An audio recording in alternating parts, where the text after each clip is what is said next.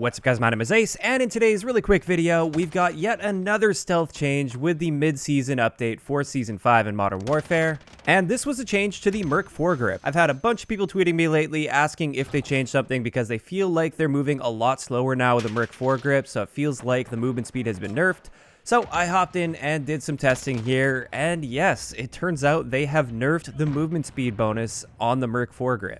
Now, if you guys remember from a while back, I did do a video talking about this hidden benefit with the Merc Foregrip. It actually isn't stated anywhere explicitly and never has been that the Merc Foregrip would boost your movement speed, but it did, and it boosted your movement speed by a pretty large margin. It gave you about a 3.7% boost to your movement speed. And while that number might seem small, that's a very significant boost when we're talking about movement speed. It's definitely noticeable.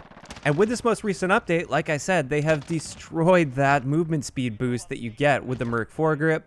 I guess they didn't feel the need to post it in the patch notes because they never really explicitly stated there was a movement speed buff anyway with the Merc Foregrip. Who knows, maybe it was completely unintentional. But taking a look at it, like I said, pre-patch, the Merc Foregrip would give you a 3.7% movement speed, or roughly 3.7%. Post-patch, it now slows you down by about 1%, so it's now a 1% reduction to your movement speed. So not only did they take the bonus away, they also made it so it now hurts your movement speed a little bit. So now you might be wondering, is it still worth it to use the Merc Foregrip, or should I be using something like the Operator Foregrip or the Ranger Foregrip? And I've compared these grip attachments when it comes to recoil many times over the year. I think I've done several videos comparing this. And in every one of those comparisons, I've always found that the recoil reduction that you get is pretty much the same between the Merc, the Operator, and the Ranger. If anything though, the Merc always seems to perform just slightly better than the other two, but that slight difference is pretty much negligible. And post-patch, I did the test once again with the AK-47 because that's one of the guns that tends to benefit most from a recoil control attachment rather than a recoil stabilization attachment like the Commando Foregrip. So looking at the AK, you can see the base recoil pattern. Then we have the Merc, the Operator, and the Ranger. And you can see here that the recoil patterns are pretty much the same. Keeping in mind, there's always a little bit of random variance with your recoil patterns. If anything, the Ranger here seems to have slightly less total magnitude compared to the other two. But then again, if you look at the Merc Foregrip, there isn't quite as much horizontal variance in your recoil, so it could really be argued several ways here. Overall, though, I would say these three foregrips are pretty much the same when it comes to recoil. So when it comes to choosing which one of these three foregrips you should use, it really comes down to their bonus stat, their additional stat. So with the Merc Foregrip, it still does help a little bit with your hipfire spread. So if it's a setup where you're planning on being a bit more aggressive and you want that slightly better hipfire spread, the Merc is probably still your best bet out of these three. When it comes to the Operator Foregrip, there really isn't that extra bonus stat that it gets, so honestly, I just don't see myself ever using the Operator. I guess I will say based on my tests, the Operator Foregrip doesn't lose as much movement speed. If anything, you only lose about 0.5% to your movement speed, whereas with both the Merc and the Ranger, you lose 1% to your movement speed, but that's a very minor difference. So this just leaves us with the Ranger Foregrip, and with this one, the little bonus that you get is it improves your aiming stability. So your idle sway is going to be reduced by a noticeable amount with this, and therefore the Ranger is best suited to more of a long-range build.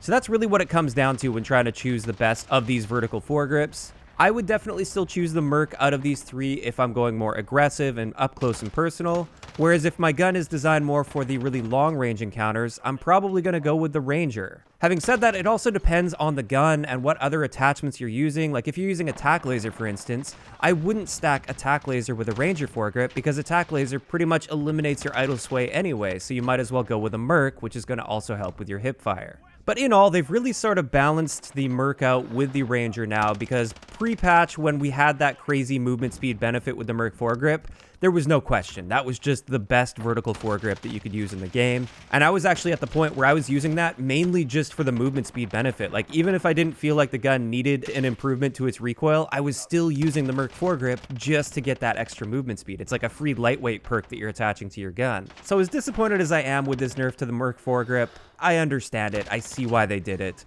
It is more balanced and in line with the other foregrips now, and it's definitely still a viable option. Now, one last layer of depth I wanted to get into in this video because I know a lot of people are going to be wondering, what is the fastest weapon setup that you can use now? Because previously, The Uzi with the shortest barrel, the Merc Foregrip, and the no stock attachment would give you a ridiculous movement speed of around 107%, which was by far faster than anything in the game, even faster than melee weapons by a large margin. You could zip around the map so fast with that, and I was having a ton of fun with that pre-patch. So now, what is the fastest gun that you can make? It turns out technically the fastest gun that you can make in this game is going to be the VLK Rogue with these particular attachments equipped on it. And this gives you a movement speed of just under 106%, which is very fast. However, with all of these attachments equipped on the VLK Rogue, it's not really a great shotgun. So I wouldn't necessarily recommend using it just because it's not very versatile and it's not very good, especially since you only have a 4-round magazine on it. So as far as viable guns go, it's still the Uzi. The Uzi is still on top as far as movement speed goes. Your maximum movement speed potential here is now 103% rather than 107%.